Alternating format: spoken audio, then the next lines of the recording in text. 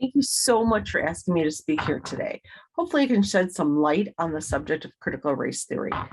Please bear with me as I explain what CRT is and isn't. And if what I'm about to say sounds academic, it's because it is. Critical race theory is a scholarly pursuit, not a curriculum.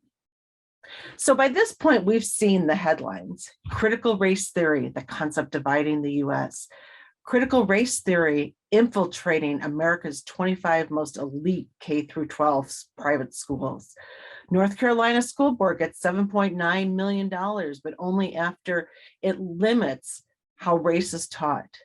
Wisconsin Assembly passes ban on teaching CRT. And my personal favorite, CRT in schools is very scary.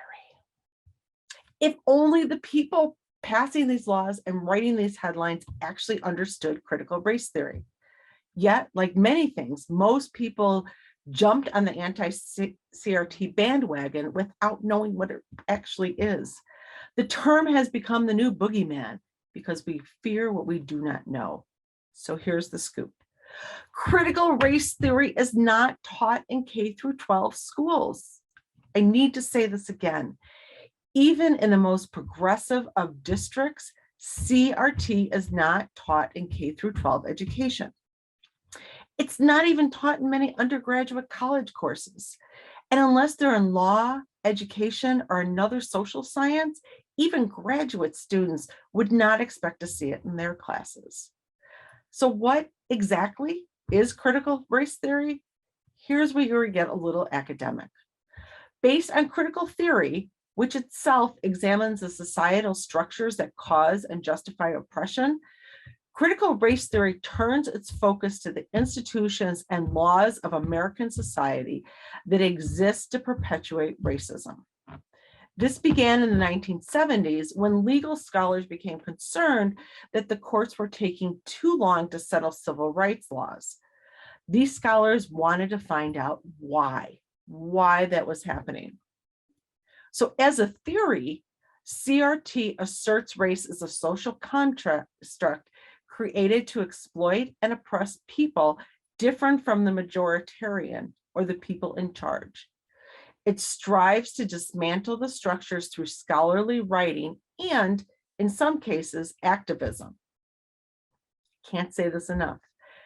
This is not taught in K through 12 schools. This is what CRT scholars do. And today, even, CRT scholars are likely looking into this current phenomenon and current infatuation with the theory and see how that fits into the whole structure of society. Okay, so critical race theory and most of the other critical theories have 5 basic tenets, some more, some less. Counter storytelling, permanence of racism, rightness as property, interest convergence, and critiques of liberalism. Most important to the current discussion, however, are the permanence of racism and counter storytelling. Permanence of racism recognizes that race is a social construct implemented by humans and not by science or biology, and it exists to exploit people of color. Prejudice against people of different ethnicities, religion, color, or ability has always existed, but not race. According to Ibram Kendi, author of the book Stamped from the Beginning, a 15th century trader of African slaves may be the world's first documented racist. His idea that the darker colored slaves were ugly and inferior took root because his nephew loved his uncle's ideas and thought everyone should know about them. He commissioned a book, and those ideas then spread far. Ultimately, the first white Europeans to settle in North America brought those ideas with them. Hence, the laws constructed in the colonies and the new United States were based on those ideas that people of color were inferior to white people. Thus, today, we have systemic racism. This is why people don't like CRT, because it aims to shine a light on and work to dismantle these racist structures of society. That doesn't mean white people are inherently racist. nor should that be taught. If it is, that's poor teaching, not critical race theory. One more time. This is not taught in K through 12 schools. Teachers are not teaching CRT. Academics publish their findings, hoping the research will be talked about by other scholars, legal professionals, and policy makers to affect change. But another component that is or should be in schools is a tenet of counter storytelling.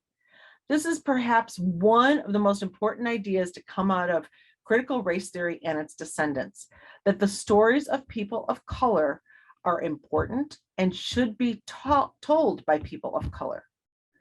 Think about it. Our entire history and most books used in schools come from the white perspective.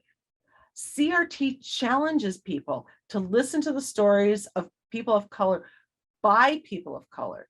We need them to tell their own stories. We need to let them tell their own stories, not our versions of their stories. Here's some examples when we don't let people tell their own stories. There's a middle school social studies book out there that says most enslaved people were actually happy. Really?